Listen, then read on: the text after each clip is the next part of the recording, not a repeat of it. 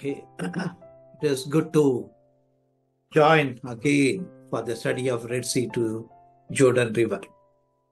ಮತ್ತೊಮ್ಮೆ ನಿಮ್ಮ ಸಂಗಡ ಆ, ಈ ಒಂದು ಅಧ್ಯಯನದಲ್ಲಿ ಸತ್ಯವೇದ ಅಧ್ಯಯನದಲ್ಲಿ ಪಾಲ್ಗೊಳ್ಳುವುದಕ್ಕೆ ನಾನು ಬಹಳ ಸಂತೋಷವುಳ್ಳವನಾಗಿದ್ದೇನೆ. ನಮ್ಮ ಅಧ್ಯಯನ ಕೆಂಪು ಸಮುದ್ರದಿಂದ ಯೋರ್ದಾನ್ ನದಿಯವರೆಗೆ.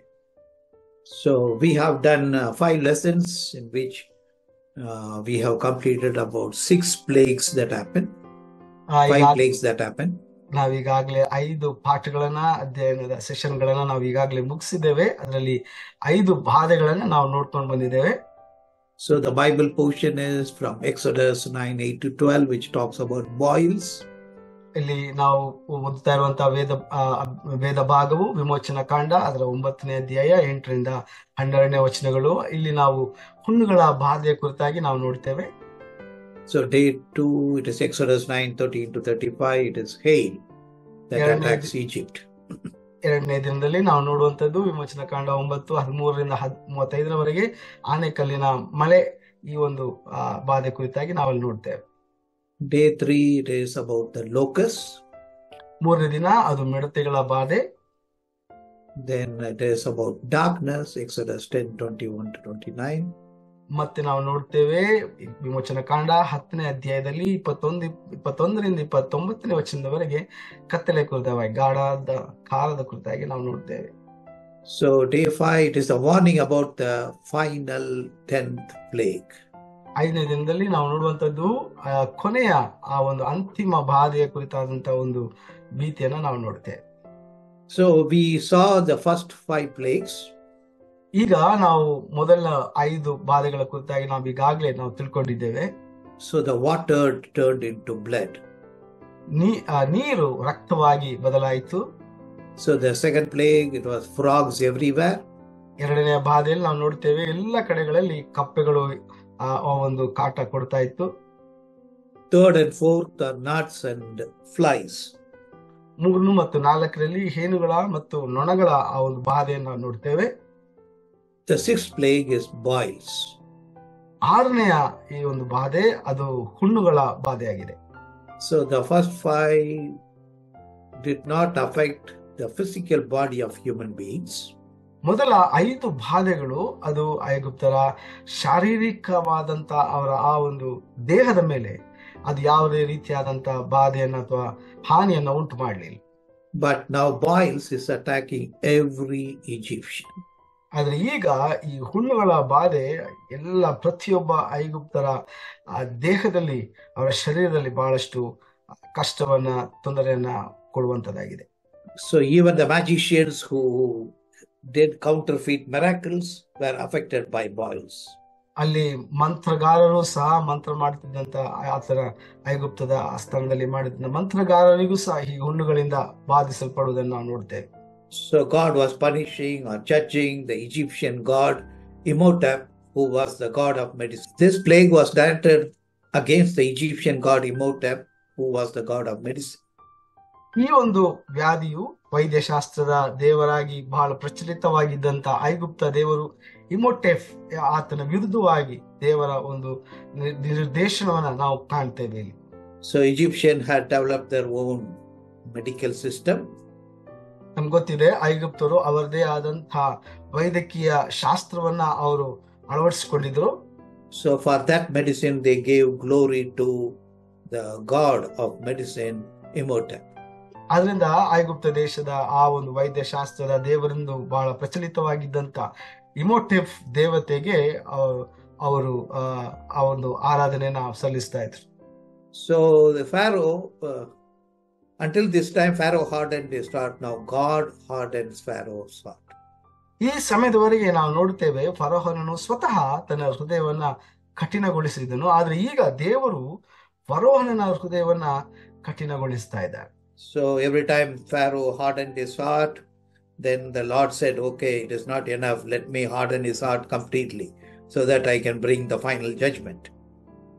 ಪ್ರತಿ ಸಾರಿ ಈ ಒಂದು ಬಾಧೆಯನ್ನ ಉಂಟು ಮಾಡಿದಾಗ ಫರೋಹನನು ತನ್ನ ಹೃದಯವನ್ನ ಗಟ್ಟಿಗೊಳಿಸಿದನು. ಆದ್ರೂ ಅವರನ್ನ ಬಿಡ್ತಾ ಇರಲಿಲ್ಲ. ಆದ ಕೊನೆ ನಾವು ನೋಡ್ತೇವೆ, ಕೊನೆಯದಾಗಿ ದೇವರು ತಾನೇ ಸ್ವತಃ So God gives time to repent. God gives time to repent. If the person doesn't repent, then God will harden the hearts of the people. ದೇವರು ಪಶ್ಚಾತ್ತಾಪ ಪಡುವುದಕ್ಕೋಸ್ಕರವಾಗಿ ಜನರಿಗೆ ಸಮಯಾವಕಾಶವನ್ನು ಕೊಡ್ತಾನೆ. ಆದ್ರೆ ಜನರು ಮಾನಸಾಂತರ ಪಡೆದೇ ಇದ್ದಾಗ ದೇವರು ಅವರ ಹೃದಯವನ್ನು ಕಠಿಣಗೊಳಿಸ್ತಾನೆ. So God knew before itself that Pharaoh will harden his heart. ದೇವರಿಗೆ ಮುನ್ಸೂಚನೆಯಾಗಿ ತಿಳಿದಿತ್ತು ಫರೋಹನನು ತನ್ನ ಹೃದಯವನ್ನ ಕಠಿಣಪಡಿಸಿಕೊಳ್ತಾನೆ ಎಂಬುದಾಗಿ. When God called Moses, he said, I'm sending it to Pharaoh, but Pharaoh will harden his heart, will not listen to you.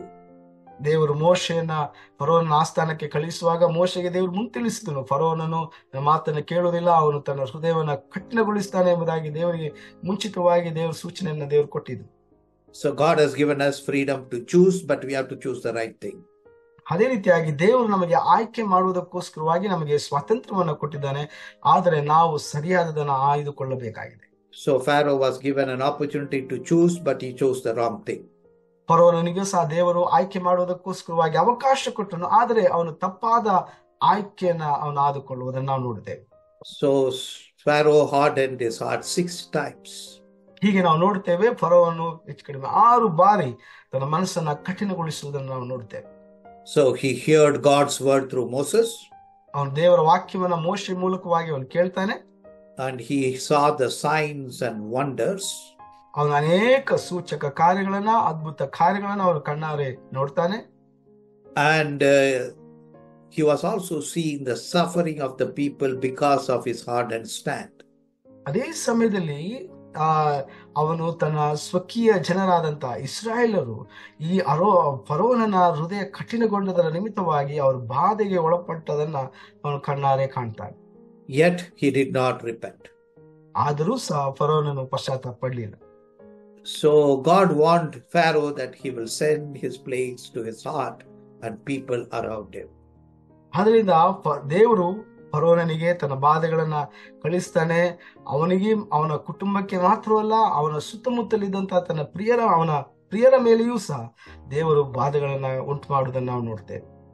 So he could distance himself from people so that he did not suffer. ಅವನು ತನ್ನ ಪ್ರಿಯರಿಂದ ಅವನು ದೂರ ಇಟ್ಟುಕೊಂಡು ಅದರ ನಿಮಿತ್ತವಾಗಿ ಅವನು ಈ ಬಾಧೆಗೆ ಒಳಪಡದೆ ಅವನು ತನ್ನನ್ನ ಕಾಪಾಡಿಕೊಳ್ಳಬಹುದಾಗಿದೆ. But because of this plague, he will be definitely affected.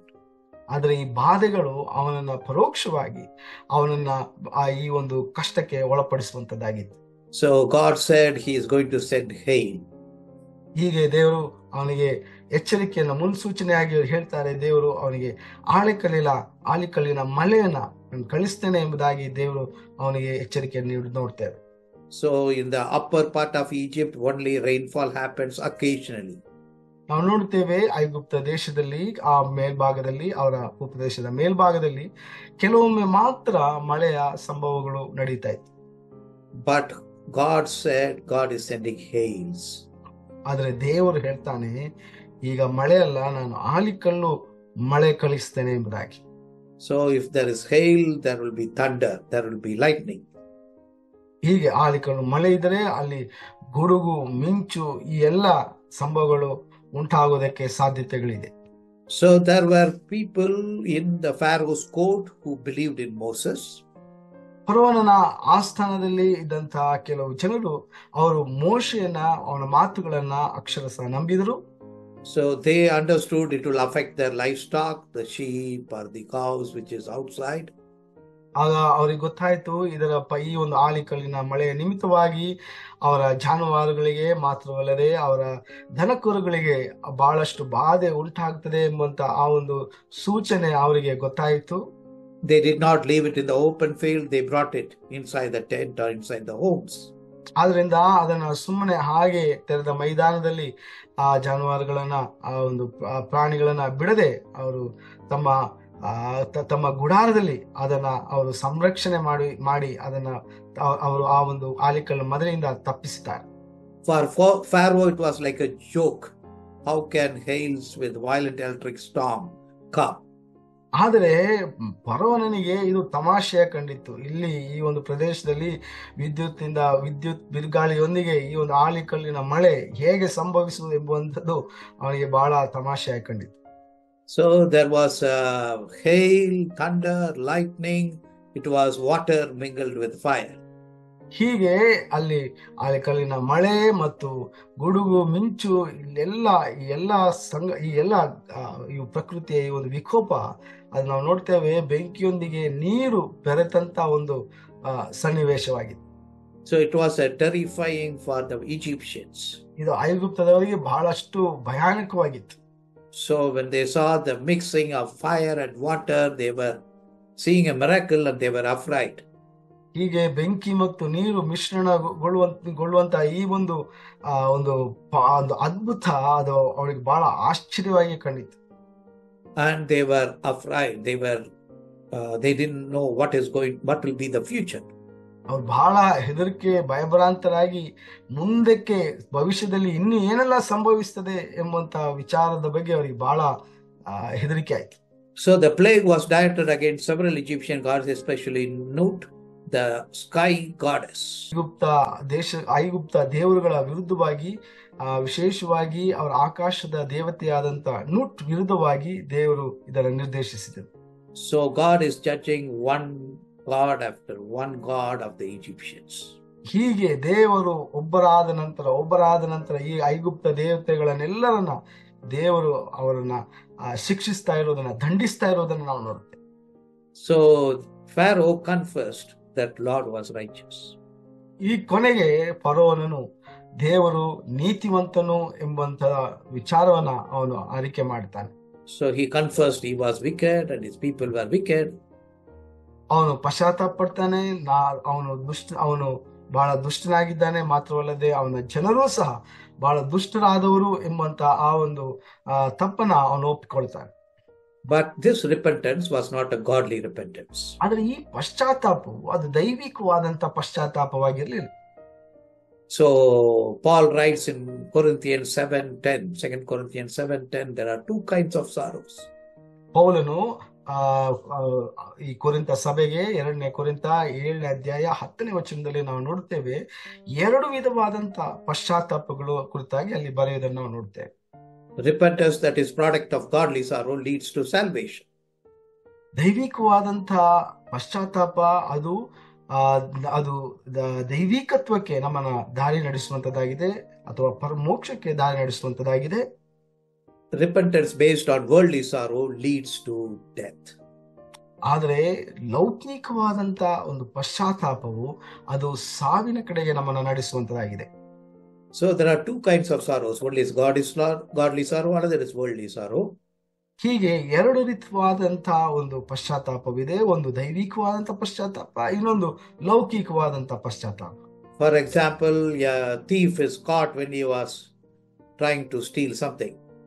ಉದಾಹರಣೆಗೆ ಒಬ್ಬ ಕಳ್ಳನು ಅವನು ಕಳ್ಳತನ ಮಾಡುವಾಗ ಅವನನ್ನ ಹಿಡಿತಾನೆ ಅಂತ ಹೇಳಿ ಇಟ್ಕೊಳ್ಳಿ. So when he was caught by the police, he repented. He was filled with sorrow. ಹಾಗೆ ಪೊಲೀಸರು ಅವನನ್ನ ಹಿಡಿದಾಗ, ಅವನು ಕಳ್ಳತನ ಮಾಡ್ತಾ ಇರುವಾಗಲೇ ಅವನನ್ನ ಹಿಡಿದಾಗ ಪೊಲೀಸರ ಮುಂದೆ ಅವನು ಪಶ್ಚಾತ್ತಾಪ ಪಡ್ತಾನೆ, ನಾನು ಮಾಡಿ ತಪ್ಪಾಯ್ತು ಅಂತೇಳಿ. And he was muttering, this was a wrong time. I should not have chosen this time to steal. ಅವನು ಪೊಲೀಸರಿಗೆ ಅವನ ಅನೇಕ ನೆಪಗಳನ್ನು ಹೇಳ್ತಾನೆ. ಪೊಲೀಸರಿಗೆ, ನಾನು ಈ ಕಳ್ಳತನ ಮಾಡಿದಂತ ಸಮಯ ಅದು ತಪ್ಪಾದಂತ ಒಂದು ಸಮಯ, ಆದ್ರಿಂದ ತಪ್ಪಾದ ಸಮಯದಲ್ಲಿ ನಾನು ಕಳ್ಳತನ ಮಾಡಿದ ಕಾರಣ ನಾನು ಸಿಕ್ಕಾಕೊಂಡು ಬಿಟ್ಟೆ ಎಂಬುದಾಗಿ. So his sorrow was about the consequences of being jailed by the police. ಆದ್ರಿಂದ ಇಲ್ಲಿ ಇವನು ಪಶ್ಚಾತ್ತಾಪ ಯಾಕೆ ಪಡ್ತಾ ಇದ್ದಾನಂದ್ರೆ, ಈ ಕಳ್ಳ ಅವನು ಜೈಲಿಗೆ ಹೋದ್ರೆ ಅವನ ಪರಿಣಾಮ ಏನಾಗ್ತದೆ, ಅವನ ಪರಿಸ್ಥಿತಿ ಹೆಂಗಾಗ್ತದೆ ಎಂಬುದರ ಕುರಿತಾಗಿ ಆಲೋಚನೆ ಮಾಡಿಕೊಂಡು ಅದರಿಂದ ತಪ್ಪಿಸಿಕೊಳ್ಳುವುದಕ್ಕೋಸ್ಕರ ಅವನು ಪಶ್ಚಾತ್ತಾಪ ಪಡ್ತಾ ಇದ್ದಾನೆ. His sorrow was not about his sinfulness. Why I am a sinner like this? Why I am stealing like this? ಆದರೆ ಅವನು ಯಾಕೆ ಆ ರೀತಿಯಾದಂತ ತಪ್ಪು ಮಾಡ್ತಾ ಇದ್ದಾನೆ, ಅಥವಾ ಆ ಪಾಪ ಯಾಕೆ ಮಾಡಿದ, ಅದರ ಕುರಿತಾಗಿ ಅವನಿಗೆ ಯಾವುದೇ ರೀತಿಯಾದಂತ ಒಂದು ಚಿಂತೆ ಅಥವಾ ಕಾಳಜಿ ಅವನು ತೋರಿಸ್ತಾ ಇಲ್ಲ. So he thought his luck was not with him. So only he was caught by police. ಅವನು ಅಂದ್ಕೊಳ್ತಾನೆ, ನನ್ನ ಸಮಯ ಸರಿ ಇರ್ಲಿಲ್ಲ, ನನ್ನ ಲಕ್ ಇರ್ಲಿಲ್ಲ ನನಗೆ, ಆದ ಕಾರಣ ಅದೃಷ್ಟ ಕೈ ಕೊಡ್ತು ಅಂತ ಕೇಳ್ಕೊಂಡು ಆದ್ರಿಂದ ನಾನು ಈ ಸಿಕ್ಕಾಕೊಂಡೆ ಅಂತ ಹೇಳಿ ಅವನು ಆ ರೀತಿಯಾಗಿ ನೆವವನ್ನು ಹೇಳೋದನ್ನ ನಾವು ನೋಡ್ತೇವೆ. So such worldly sorrow leads only to eternal death. ಈ ರೀತಿಯಾದಂತ ಲೌಕಿಕವಾದಂತ ಪಶ್ಚಾತ್ತಾಪವು ಅದು ನಮ್ಮನ್ನ ಸಾವಿನ ಕಡೆಗೆ ನಡೆಸುವಂತದಾಗಿದೆ. But godly sorrow leads to salvation. ಆದರೆ ದೈವಿಕವಾದಂತ ಪಶ್ಚಾತ್ತಾಪವು ಅದು ನಮ್ಮನ್ನ ದೇವರ ಕಡೆಗೆ, ರಕ್ಷಣೆಯ ಮಾರ್ಗದ ಕಡೆಗೆ ನಡೆಸುವಂತದಾಗಿದೆ. So the true repentance says, I am a sinner. I try to be good, but I am still falling into sin. So I hate this sinful life. I want to get deliverance from this sinful life. ಅದರಿಂದ ನಿಜವಾದಂತ ಪಶ್ಚಾತ್ತಾಪ ಅಂದ್ರೆ ನಾವು ಮಾಡುವಂತ ತಪ್ಪನ್ನ ಕುರಿತಾದಂತ ಅರಿವು, ನಮಗೆ ಆ ರೀತಿಯಾದಂತ ಒಂದು ಸೂಕ್ಷ್ಮತೆ ನಮ್ಮಲ್ಲಿ ಉಂಟಾಗಿ, ನಾನು ಮಾಡ್ತಾ ಇರುವಂತದ್ದು ತಪ್ಪು, ಅದು ಸರಿಯಲ್ಲ ಎಂಬಂತ ಆ ಒಂದು ತಿಳುವಳಿಕೆ, ಆ ಒಂದು ಮನಸ್ಸಾಕ್ಷಿಯಿಂದ ನಾವು ಪಶ್ಚಾತ್ತಾಪ ಪಡುವಾಗ ಆ ಒಂದು ಪಾಪವನ್ನು ನಾವು ಬಿಟ್ಟು ನಾವು ದೇವರ ಕಡೆಗೆ ತಿರುಗಿಕೊಳ್ಳುತ್ತೇವೆ ಎಂಬಂತ ತೀರ್ಮಾನವನ್ನು ನಾವು ಮಾಡುವಾಗ ಅದು ನಮ್ಮನ್ನ ರಕ್ಷಣೆ ಕಡೆಗೆ ನಮ್ಮನ್ನು ನಡೆಸುವಂತದಾಗಿರ್ತದೆ. So godly sorrow says, I am filled with the sinful nature. I need a divine nature from God. ಅದರಿಂದ ದೈವಿಕವಾದಂತ ಪಶ್ಚಾತ್ತಾಪವು ನಾನು ಪಾಪಿ, ತಪ್ಪನ್ನ ನಾನು ಮಾಡಿದ್ದೇನೆ ಎಂಬಂತ ಆ ಒಂದು ಮನಸ್ಥಿತಿಯನ್ನ ನಮ್ಮಲ್ಲಿ ತೋರಿಸಿಕೊಟ್ಟು, ನಾನು ಈ ಒಂದು ಪರಿಸ್ಥಿತಿಯಿಂದ ನಾನು ಬದಲಾಗಬೇಕು, ನಾನು ಉತ್ತಮವಾದ ರೀತಿಯಾದಂತಹ ಬಾಳನ್ನ ಜೀವಿಸಬೇಕು ಎಂಬಂತ ಆ ಒಂದು ಬದಲಾವಣೆಯ ಕಡೆಗೆ ನಾವು ಮಾರ್ಗವನ್ನ ತಿರುಗಿಸುವಂತದ್ದೇ ನಿಜವಾದಂತಹ ದೈವಿಕವಾದಂತಹ ಪಶ್ಚಾತ್ತಾಪ. Pharaoh's repentance was to escape from the plagues, not to be reconciled with God. ಫರೋವನ ಪಶ್ಚಾತ್ತಾಪವು ಅದು ಆ ಒಂದು ಎಲ್ಲ ಬಾಧೆಗಳಿಂದ ಅವನ ಜನರನ್ನ ರಕ್ಷಿಸುವುದಕ್ಕೋಸ್ಕರವಾಗಿ ಪಟ್ಟಂತ ಪಶ್ಚಾತ್ತಾಪವಾಗಿತ್ತೇ ಹೊರತು ಅವನು ದೇವರ ಕಡೆಗೆ ಅವನು ತಿರುಗಿಕೊಂಡಂತ ಪಶ್ಚಾತ್ತಾಪವಾಗಿರ್ಲಿಲ್ಲ. ಅಥವಾ So Bible lists several people who repented. ಸತ್ಯವೇದದಲ್ಲಿ ಅನೇಕರು ಪಶ್ಚಾತ್ತಾಪ ಪಟ್ಟಂತ ಘಟನೆಗಳನ್ನ ನಾವು ನೋಡುತ್ತೇವೆ. So Pharaoh was a rebel who repented or pretended repentance. ಫರೋವನ ಕುರಿತಾಗಿ ನಾವು ನೋಡುವಾಗ ಅವನೊಬ್ಬ ಹಠಮಾರಿಯಾಗಿದ್ದ, ಅವನು ದಂಗೆಕೋರನಾಗಿದ್ದ. So Balaam tried to be good as well as try to please Balak, the king of Moab. ಬಿಲಾಮ್ನ ಕುರಿತಾಗಿ ನಾವು ನೋಡುತ್ತೇವೆ, ಅವನು ಸದ್ವಿಮನಸ್ಸಿನ ಒಬ್ಬ ಮುನಿಯಾಗಿದ್ದ. ಅವನು ದೇವರನ್ನು ಸಹ ಅವನು ಮೆಚ್ಚಿಸಲಿಕ್ಕೆ ಪ್ರಯತ್ನಿಸಿದ. ಅದೇ ಸಮಯದಲ್ಲಿ ಅರಸನಾದಂತ ಬಾಲಾಕನನ್ನು ಸಹ ಅವನು ಮೆಚ್ಚಿಸುವುದಕ್ಕೆ ಅವನು ಪ್ರಯತ್ನಿಸ್ತಾ ಇದ್ದ. He wanted to please the world as well as please God at the same time. ಅವನು ಲೋಕವನ್ನು ಸಹ ದೇವರನ್ನು ಸಹ ಎರಡನ್ನೂ ಸಹ ಒಂದೇ ಸರಿ ಅವನು ಮೆಚ್ಚಿಸುವುದಕ್ಕೆ ಪ್ರಯತ್ನಿಸ್ತಾ ಇದ್ದ. So Achan was a doubtful repentance. ಆಖಾನನ ಕುರಿತಾಗಿ ನಾವು ನೋಡುವಾಗ ಅದೊಂದು ಸಂಶಯಾಸ್ಪದವಾದಂತ ಒಂದು ಪಶ್ಚಾತ್ತಾಪವಾಗಿದೆ. So when Joshua caught him, then only he confessed. ಯಾವಾಗ ಯೋಶುವನು ಅವನ ತಪ್ಪಲ್ಲಿ ಮಾಡುವುದನ್ನ ಅವನ ಕಂಡು ಹಿಡಿತಾನೋ ಆಗ ಮಾತ್ರ ಅವನು ಪಶ್ಚಾತ್ತಾಪ ಪಡುವುದನ್ನು ನಾವು ನೋಡ್ತೇವೆ. And King Saul's repentance was insincere. ಅದೇ ರೀತಿಯಾಗಿ ಅರಸನಾದಂತ ಸೌಲನು ಪಟ್ಟಂತ ಪಶ್ಚಾತ್ತಾಪವೂ ಸಹ ಯಾವುದೇ ರೀತಿಯಾದಂತ ಪ್ರಾಮಾಣಿಕತೆ ಇರಲಿಲ್ಲ. ಅದರಲ್ಲಿ He did not understand obedience is better than sacrifice. ಹೌದು, ವಿಧೇಯತೆಯು ನಾವು ದೇವರಿಗೆ ಮಾಡುವಂತ ಯಜ್ಞಕ್ಕಿಂತಲೂ ಅಥವಾ ತ್ಯಾಗಕ್ಕಿಂತಲೂ ಉತ್ತಮವಾದದ್ದು ಎಂಬುದನ್ನು ಅವನು ತಿಳ್ಕೊಳ್ಳಿಲ್ಲ. So Judas repented, but he went and spoke to the wrong people. ಅದೇ ರೀತಿಯಾಗಿ ನಾವು ನೋಡ್ತೇವೆ, ಯೂದನ ಕುರಿತಾಗಿ ಅವನು ಸಹ ಪಶ್ಚಾತ್ತಾಪ ಪಡ್ತಾನೆ, ಆದರೆ ಆಶಯಗೊಂಡು ಅವನು ಪಶ್ಚಾತ್ತಾಪ ಪಡುವುದನ್ನು ನಾವು ನೋಡ್ತೇವೆ. So he ended up in committing suicide. ಅದು ಅಂತಿಮವಾಗಿ ಅವನನ್ನ ನೇಣು ಹಾಕಿಕೊಂಡು ಅವನು ಸಾವನ್ನಪ್ಪುವುದನ್ನು ನಾವು ನೋಡ್ತೇವೆ. So Job repented in a godly way because he spoke things he did not understand. ಅದೇ ರೀತಿಯಾಗಿ ಯೋಬನ ಕುರಿತಾಗಿ ನಾವು ನೋಡುವಾಗ ಅವನು ದೈವಿಕವಾದಂತ ಒಂದು ಪಶ್ಚಾತ್ತಾಪವನ್ನ ಪಡ್ತಾನೆ. ಅನೇಕ ಸಂಗತಿಗಳು ಅವನಿಗೆ ಗೊತ್ತಿರ್ಲಿಲ್ಲ, ಯಾಕೆ ನಡೀತಾ ಇದೆ ಎಂಬಂತ ಹಿನ್ನೆಲೆ ಕಾರಣಗಳು ಅವನಿಗೆ ಗೊತ್ತಿರಲಿಲ್ಲ. ಆದ್ರೂ ಅವನು ಪಟ್ಟಂತ ಪಶ್ಚಾತ್ತಾಪ ಅದು ದೈವಿಕವಾದಂತ ಪಶ್ಚಾತ್ತಾಪವಾಗಿತ್ತು. So David committed sin of adultery, but when he was confronted, he repented. It was a delayed repentance, but there was repentance. ಅದೇ ರೀತಿಯಾಗಿ ದಾವೀದನು ಸಹ ಅವನು ವ್ಯಭಿಚಾರ ಮಾಡಿದಾಗ ಅವನು ಆ ಅವನು ಮಾಡಿದ ಮೇಲೆ ಅವನು ಪಶ್ಚಾತ್ತಾಪ ಪಡುವುದನ್ನು ನಾವು ನೋಡ್ತೇವೆ. ಆದರೂ ಅದು ವಿಳಂಬವಾದಂತ ಒಂದು ಪಶ್ಚಾತ್ತಾಪವಾಗಿತ್ತು. ಆದರೂ ಸಹ ದೇವರು ಅವನನ್ನ ಕ್ಷಮಿಸುವುದನ್ನ ನಾವು ನೋಡ್ತೇವೆ. The prodigal son made a right kind of confession and repentance. ಅದೇ ರೀತಿಯಾಗಿ ತಪ್ಪಿ ಹೋದಂತ ಕುಮಾರನು ಸಹ ಸರಿಯಾದ ಒಂದು ಪಶ್ಚಾತ್ತಾಪನ ಅಥವಾ ತಪ್ಪನ್ನು ಅವನು ಒಪ್ಪಿಕೊಳ್ಳುವುದನ್ನ ನಾವು ನೋಡ್ತೇವೆ. So those who repented with godly sorrow received salvation. Those who repented with worldly sorrow faced eternal damnation.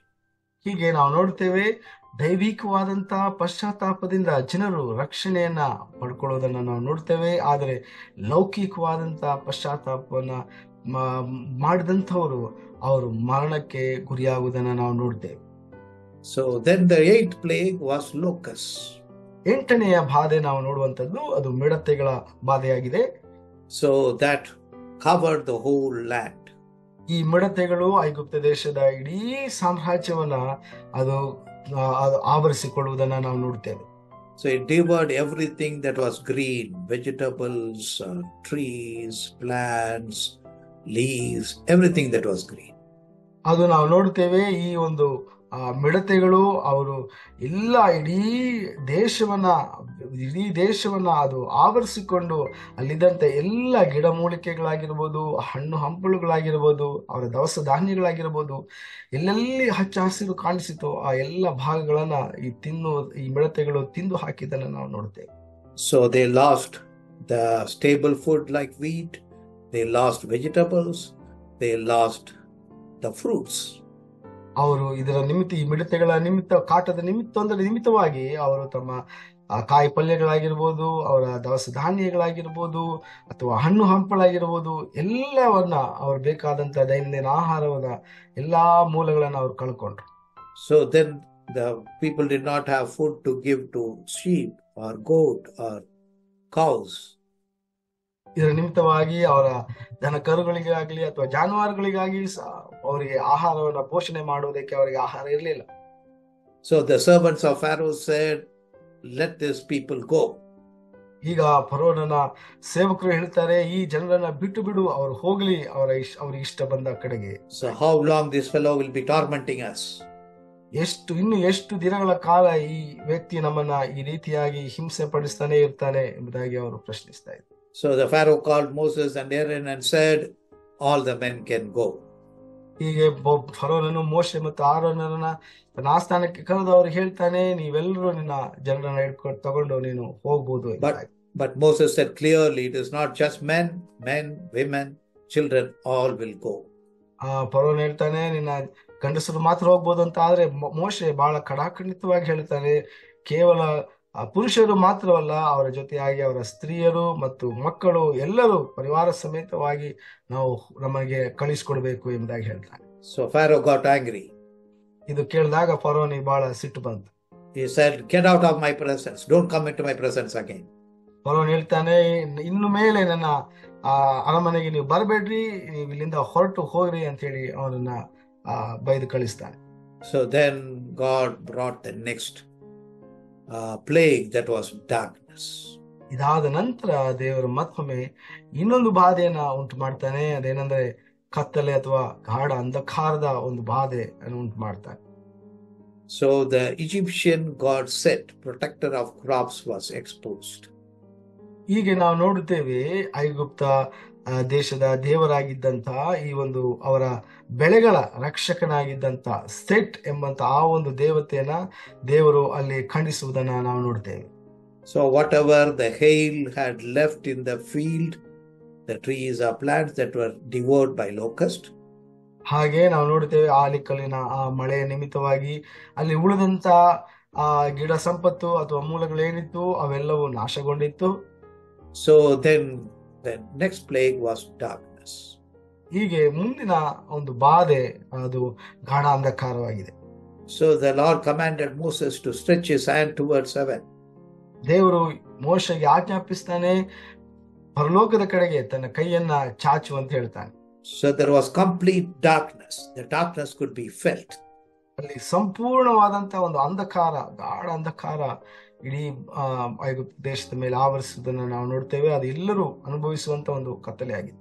Nobody can see anything, nobody can not travel, nobody can cook, nobody can move out of room. It was so dark. ಈ ಒಂದು ಅಂಧಕಾರ ಎಷ್ಟು ಕತ್ತಲೆ ಅಂದ್ರೆ ಅವರು ಯಾರು ಹೊರಗೆ ಹೋಗ್ಲಿಕ್ಕೆ ಆಗೋದಿಲ್ಲ, ಅವರು ಅಡಿಗೆ ಮಾಡ್ಲಿಕ್ಕೆ ಆಗೋದಿಲ್ಲ, ಅಥವಾ ಪ್ರಯಾಣ ಮಾಡೋದಿಕ್ಕೆ ಆಗೋದಿಲ್ಲ. ಅವ್ರು ಯಾರು ಅವರ ದಿನಚರಿ ಕೆಲಸ ಚಟುವಟಿಕೆಗಳೇನಿದೆ ಅದೇನು ಮಾಡುವುದಕ್ಕೆ ಅವರಿಗೆ ಅವಕಾಶವಿರಲಿಲ್ಲ. So God did not allow the artificial sources of light to work. ದೇವರು ಈ ಒಂದು ಬೆಳಕಿನ ಕೃತಕ ಮೂಲಗಳನ್ನ ಅದು ಕೆಲಸ ಮಾಡದಂತೆ ದೇವರು ಅದನ್ನ ನಂದಿಸುವುದನ್ನ ನಾವು ನೋಡ್ತೇವೆ. So there was no lamps, no torches, no candles. God did not allow any of them to give light. ಅಲ್ಲಿ ನಾವು ನೋಡುತ್ತೇವೆ, ಅಲ್ಲಿ ಟಾರ್ಚ್ಗಳಾಗಿರ್ಬೋದು ಅಥವಾ ಕ್ಯಾಂಡಲ್ ಯಾವುದು ಅಲ್ಲಿ ಇರಲಿಲ್ಲ ಆ ಒಂದು ಸಮಯದಲ್ಲಿ. ಅದರಿಂದ ಕೃತಕ ಮೂಲದ ಬೆಳಕುಗಳು ಸಹ ಅವರಿಗೆ ಉಪಯೋಗಿಸದಂತೆ ದೇವರು ಅದಕ್ಕೆ ಸಹ ಅನುಮತಿಯನ್ನು ನೀಡಲಿಲ್ಲ. But in the Egyptian area there was full of light. ಆದರೆ in the Israel area there was full of light, and the Egyptian area it was full of darkness. ಅವರಿಗೆ ಮಾತ್ರ ಬೆಳಕು ಇತ್ತು, ಆದರೆ ಐಗುಪ್ತರು ವಾಸ ಮಾಡ್ತಾ ಇದ್ದಂತ ಸ್ಥಳಗಳಲ್ಲಿ ಸಂಪೂರ್ಣವಾದಂತ ಅಂಧಕಾರವು ಆವರಿಸಿಕೊಂಡಿತ್ತು. It was another judgment on God Ra, the sun god of Egyptians. ಇದು ದೇವರ ನ್ಯಾಯ ತೀರ್ಪಾಗಿತ್ತು. ಐಗುಪ್ತ ದೇವರಾಗಿದ್ದಂತ ರಾ, ಸೂರ್ಯ ದೇವನು, ಈ ದೇವತೆಯ ಮೇಲೆ ದೇವರು ಅವರು ತನ್ನ ನ್ಯಾಯ ತೀರಿಸುವುದನ್ನು ನಾವು ನೋಡುತ್ತೇವೆ. So instead of worshipping the creator God, they worshipped a creation like sun. ಅವರು ಸೃಷ್ಟಿಕರ್ತನಾದ ದೇವರನ್ನ ಆರಾಧಿಸುವುದಕ್ಕೆ ಬದಲಾಗಿ ಸೃಷ್ಟಿಯನ್ನ ಅವರು ಆರಾಧಿಸ್ತಾ ಇದ್ರು. Or they created their own gods. ಅಥವಾ ತಮಗೋಸ್ಕರವಾಗಿ ಅವರು ಸ್ವಂತ ದೇವರುಗಳನ್ನ ಸೃಷ್ಟಿ ಮಾಡಿಸಿಕೊಳ್ತಾ ಇದ್ರು. Worshipping nature, worshipping idols is all against God. ಇದು ನಾವು ನೋಡ್ತೇವೆ, ಅವರು ದೇವರ ವಿರುದ್ಧವಾಗಿ ತಮಗೋಸ್ಕರವಾಗಿ ದೇವತೆಗಳನ್ನ ಮಾಡ್ತಾ ಇದ್ರು. ಪ್ರಕೃತಿಯಿಂದ ಮಾತುಗಳಿಂದ, ಅವರ ಸ್ವಂತ ಊಹನೆಗಳಿಂದ, ಸೃಷ್ಟಿಯಿಂದ ಅವರು ದೇವರುಗಳನ್ನ ಸೃಷ್ಟಿ ಮಾಡ್ತಾ ಇದ್ರು. So the Pharaoh demanded compromise. ಕೊನೆಗೆ ನಾವು ನೋಡುತ್ತೇವೆ, ಫರೋಹನನು ಒಂದು ರಾಜಿಗೆ ಒತ್ತಾಯಿಸುವುದನ್ನು ನಾವು ಕಾಣ್ತೇವೆ.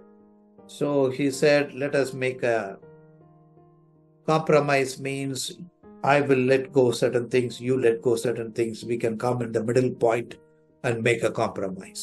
ಅಂದ್ರೆ ಇಬ್ಬರಿಗೂ ಸಹ ಸಂಧಾನವಾಗುವಂತೆ, ಅಂದ್ರೆ ನಾನು ಕೆಲವೊಂದು ವಿಷಯಗಳನ್ನ ಬಿಟ್ಕೊಡ್ತೇನೆ, ನೀವು ಕೆಲವೊಂದು ವಿಚಾರಗಳನ್ನ ಬಿಟ್ಕೊಡ್ಬೇಕು ಎಂಬುದಾಗಿ ಹೇಳ್ಕೊಂಡು ಅವರೊಂದು ಒಪ್ಪಂದ ಅಥವಾ ಒಂದು ರಾಜಿಗೋಸ್ಕರವಾಗಿ ಫರೋಹನನು ಅವರನ್ನು ಕರೆಯುವುದನ್ನು ನಾವು ನೋಡ್ತೇವೆ.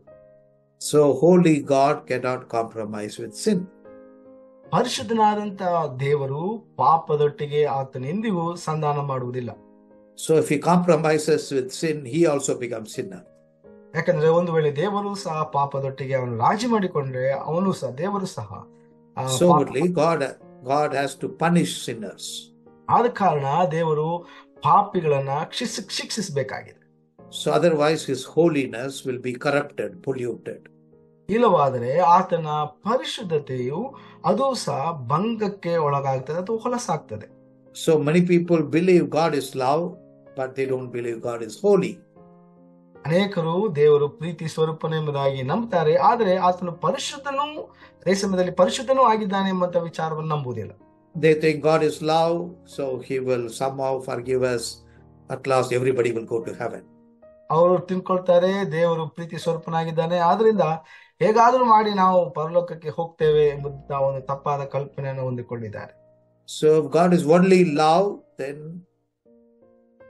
there is no holiness in God.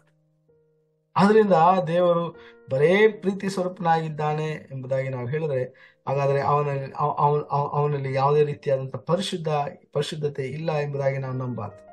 God is love as well as God is holy. God is righteous God. ದೇವರು ಪ್ರೀತಿ ಸ್ವರೂಪನಾಗಿದ್ದಾನೆ, ಅದೇ ಸಮಯದಲ್ಲಿ ಆತನು ಪರಿಶುದ್ಧನಾಗಿದ್ದಾನೆ, ಮಾತ್ರವಲ್ಲದೆ ಆತನು ನೀತಿವಂತನಾಗಿದ್ದಾನೆ. Soberly he will punish sin. He will not compromise with sinners. ಆದ ಕಾರಣ ಆತನು ಪಾಪಿಗಳನ್ನ ಶಿಕ್ಷಿಸುವಂತವನಾಗಿದ್ದಾನೆ, ಆದರೆ ಪಾಪಿಗಳೊಂದಿಗೆ ಆತನು ಎಂದಿಗೂ ಸಂಧಾನ ಮಾಡುವಂತ So he sent his son Lord Jesus Christ to bear the sin on behalf of us.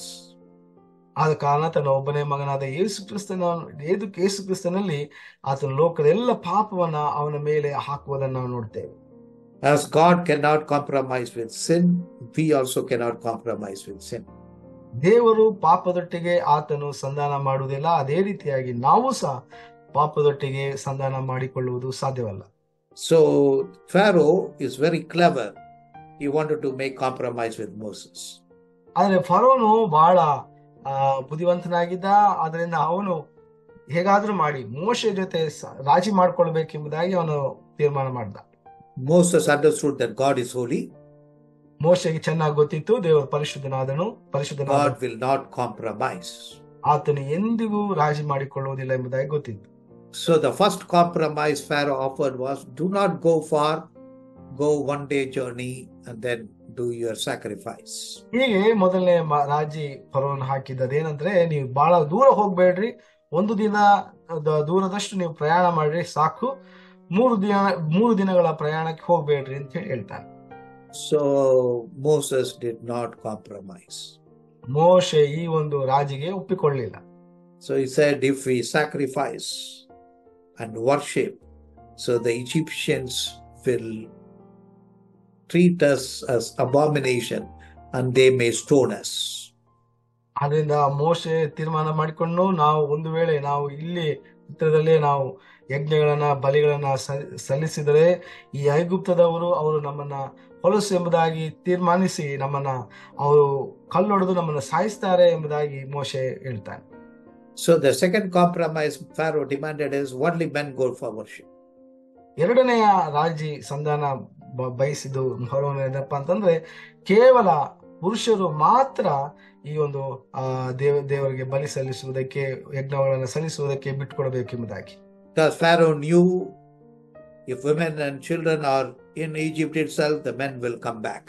ಯಾಕಂದ್ರೆ ಫರೋನಿಗೆ ಗೊತ್ತು, ಒಂದು ವೇಳೆ ಅವನು ಮಹಿಳೆಯರನ್ನ ಮತ್ತು ಮಕ್ಕಳನ್ನ ಈ ಐಗುಪ್ತ ದೇಶದಲ್ಲೇ ಅವರನ್ನ ಹಿಂದಕ್ಕೆ ಹಿಡ್ಕೊಂಡಿದ್ರೆ ಈ ಗಂಡಸರು ಖಂಡಿತವಾಗ್ಲೂ ಅವರನ್ನ ಮತ್ತೆ ವಾಪಸ್ ಅವರ ಜೊತೆಯಾಗಿ ತೆಗೆದುಕೊಳ್ಳುವುದಕ್ಕೋಸ್ಕರವಾಗಿ ಅವರು ಐಗುಪ್ತ ದೇಶಕ್ಕೆ ಬಂದೇ ಬರ್ತಾರೆ ಎಂಬಂತ ನಂಬಿಕೆ ಅವನಿಗೆ. So he said, men can be free, but women and children, they should be my slaves. ಅದರಿಂದ ಫರೋನ್ ಹೇಳ್ತಾನೆ, ಪುರುಷರು ಮಾತ್ರ ಅವರು ಸ್ವತಂತ್ರರಾಗಿ ಹೋಗಿ ಅವರು ಯಜ್ಞಗಳ ಬಲಿಗಳನ್ನ ಸಲ್ಲಿಸಬಹುದು, ಆದ್ರೆ ಮಹಿಳೆಯರು ಮತ್ತು ಮಕ್ಕಳು ಅವರು ಇಲ್ಲೇ ಐಗುಪ್ತ ದೇಶದಲ್ಲಿ ಅವರನ್ನ ಬಿಟ್ಟು ಹೋಗ್ಬೇಕು ಅಂತಾಗಿ ಹೇಳ್ತಾರೆ. So in many Christians homes it happens like this. ಅನೇಕ ಕ್ರೈಸ್ತ ಮನೆಗಳಲ್ಲಿಯೂ ಸಹ ಈ ರೀತಿಯಾಗಿ ನಡೀತದೆ. So they will say, okay, let father go as a representative to the church. We all will be at home watching TV.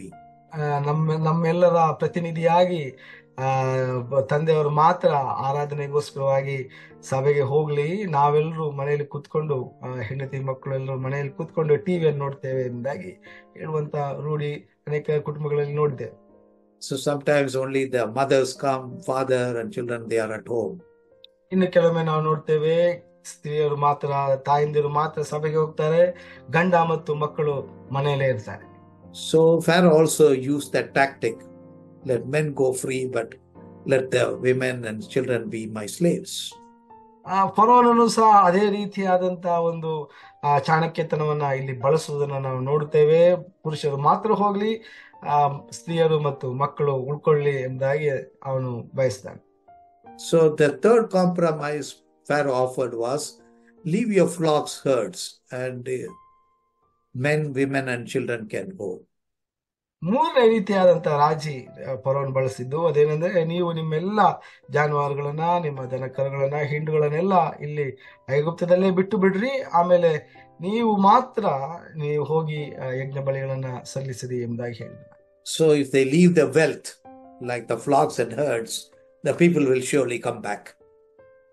ಆದ್ರಿಂದ ಈ ರೀತಿಯಾಗಿ ಮಾಡೋದ್ರಿಂದ ಆಸ್ತಿ ಪಾಸ್ತಿಗಳನ್ನ ಅವರು ಹಿಂದೆ ಬಿಟ್ಟು ಅವರು ಹೋದರೆ ಖಂಡಿತವಾಗ್ಲೂ ವಾಪಸ್ ಬರ್ತಾರೆ ಇಸ್ರಾಯೇಲ್ರು ಅವರ ಆಸ್ತಿ ಪಾಸ್ತಿಗಳನ್ನ ತೆಗೆದುಕೊಳ್ಳುವುದಕ್ಕೆ ಎಂಬಂತ ಒಂದು ನಂಬಿಕೆ ಅವನಲ್ಲಿತ್ತು. ಆದ ಕಾರಣ ಈ ರೀತಿಯಾದಂತ ಒಂದು ರಾಜ್ಯನ ಅವ್ರ ಮುಂದೆ ಇಡುವುದನ್ನು ನಾವು ನೋಡ್ತೇವೆ. So Pharaoh wanted them to turn back and come to them as Lot wife turned back. ಹೇಗೆ ಲೋಟನ ಹೆಂಡತಿ ಹಿಂದಕ್ಕೆ ತಿರುಗಿ ನೋಡಿದಳೋ ಅದೇ ರೀತಿಯಾಗಿ ಫರೋನನು ಸಹ ಇಲ್ಲಿ ಈ ರೀತಿಯಾದಂತ ಒಂದು ಸಂಧಾನವನ್ನ ಇವರ ಮುಂದೆ ಇಡುವುದನ್ನು ನಾವು ನೋಡ್ತೇವೆ. But Moses refused. He said, not a hoof would be left behind. ಆದರೆ ಮೋಶೆಯು ಖಡಾಖಂಡಿತವಾಗಿ ಅವನು ಈ ಎಲ್ಲಾ ಒಪ್ಪಂದಗಳಿಗೆ ತಿರಸ್ಕಾರ ಹಾಕಿ ಒಂದು ಗೊರಸು ಸಹ ನಾವು ಹಿಂದಕ್ಕೆ ಉಳಿಯುವುದಕ್ಕೆ ನಾವು ಬಿಡುವುದಿಲ್ಲ ಎಂಬುದಾಗಿ ಮೋಶೆಯು ದೃಢವಾಗಿ ನಿಲ್ಲುವುದನ್ನು ನಾವು ನೋಡ್ತೇವೆ. So men, women, children and everything they possess belongs to God. ಅದರಿಂದ ಪುರುಷರಾಗಿರ್ಬೋದು, ಸ್ತ್ರೀಯರು, ಅವರ ತಾಯಂದಿರು, ಮಕ್ಕಳು, ಮರಿಗಳು, ಅವರ ಆಸ್ತಿ ಪಾಸ್ತಿ ಎಲ್ಲವೂ ಸಹ ಅದು ದೇವರಿಗೆ ಸೇರಿದ್ದು. ಅದರಿಂದ ಎಲ್ಲ ಸಮೇತವಾಗಿ, ಪರಿವಾರ ಸಮೇತವಾಗಿ ನಾವು ಹೋಗ್ತೇವೆ ಎಂಬುದಾಗಿ ಮೋಶೆ ಫರೋನ ಬಳಿಗೆ ಹೇಳ್ತಾನೆ. Joshua also said, I and my household, the family, will worship the Lord. ಯೋಶುವನು ಸಹ ಹೇಳ್ತಾನೆ, ನಾನು ನನ್ನ ಮನೆಯವರು ಯೆಹೋವನನ್ನೇ ಸೇವಿಸ್ತೇವೆ ಎಂಬುದಾಗಿ ಹೇಳುವುದನ್ನು ನಾವು ನೋಡ್ತೇವೆ. So as a family and all we possess belongs to God. ಅದರಿಂದ ಕುಟುಂಬವಾಗಿ ನಮಗಿರುವಂತ ಎಲ್ಲವೂ ಸಹ ಅದು ದೇವರಿಗೆ ಅದು ಸಂಬಂಧಪಟ್ಟದಾಗಿದೆ. So Moses did not compromise as Pharaoh demanded. ಹೀಗೆ ಫರೋಹನು ಅವನು ಹಾಕಿದಂತ ಷರತ್ತುಗಳಿಗೆ ಮೋಶೆ ತಲೆ ಬಾಗಲಿಲ್ಲ ಅಥವಾ ಅದಕ್ಕೆ ಅವನು ಒಪ್ಪಿಗೆಯನ್ನು ನೀಡಲಿಲ್ಲ. So there are people who ask, why God sent all these plagues on Egypt? ಹೀಗೆ ಅನೇಕರು ಕೆಲವೊಮ್ಮೆ ಈ ಪ್ರಶ್ನೆಗಳನ್ನ ಕೇಳ್ತಾರೆ, ಯಾಕೆ ದೇವರು ಇಂತಹ ಈ ಬಾಧೆಗಳನ್ನೆಲ್ಲ ಐಗುಪ್ತ ದೇಶದ ಮೇಲೆ ಕಳುಹಿಸಿದಾಗಿ. The first reason is Pharaoh was asking, who is this Lord? ಮೊದಲನೇ ಕಾರಣ, ಫರೋಹನನ್ನು ಕೇಳ್ತಾ ಇದ್ದನು, ಈ ದೇವರು ಯಾರು? So God proved his power and majesty. ಇಲ್ಲಿ ನಾವು ನೋಡ್ತೇವೆ, ಇದರ ಈ ಬಾಧೆಗಳ ಮೂಲಕವಾಗಿ ದೇವರು ತನ್ನ ಶಕ್ತಿಯನ್ನ ಮಾತ್ರವಲ್ಲದೆ ಆತನ ಮಹಿಮೆಯನ್ನ ಪ್ರದರ್ಶಿಸುವುದನ್ನು ನಾವು ನೋಡ್ತೇವೆ. So he proved that Moses and Aaron were representing God himself. ಮೋಶೆ ಮತ್ತು ಆರೋನರು ಅವರು ದೇವರ ಪ್ರತಿನಿಧಿಗಳಾಗಿದ್ದಾರೆ ಎಂಬುದನ್ನು ದೇವರು ಸಾಬೀತುಪಡಿಸುವುದನ್ನು ನಾವು ನೋಡ್ತೇವೆ. His almighty power, his global power, his glorious power was displayed. ಆತನ ಶಕ್ತಿ ನಾವು ನೋಡ್ತೇವೆ ಅಂತ ಇಡೀ ಲೋಕದ ಮೇಲೆ ಇರುವಂತಹ ಆತನ ಒಂದು ಅಧಿಕಾರ, ಆತನ ಸಾರ್ವಭೌಮತ್ವ, ಇವೆಲ್ಲವನ್ನ ದೇವರು ಇವರ ಮೂಲಕವಾಗಿ ಅಲ್ಲಿ ಪ್ರದರ್ಶಿಸುವುದನ್ನು ನಾವು ನೋಡ್ತೇವೆ. So God is a person and God is a powerful person.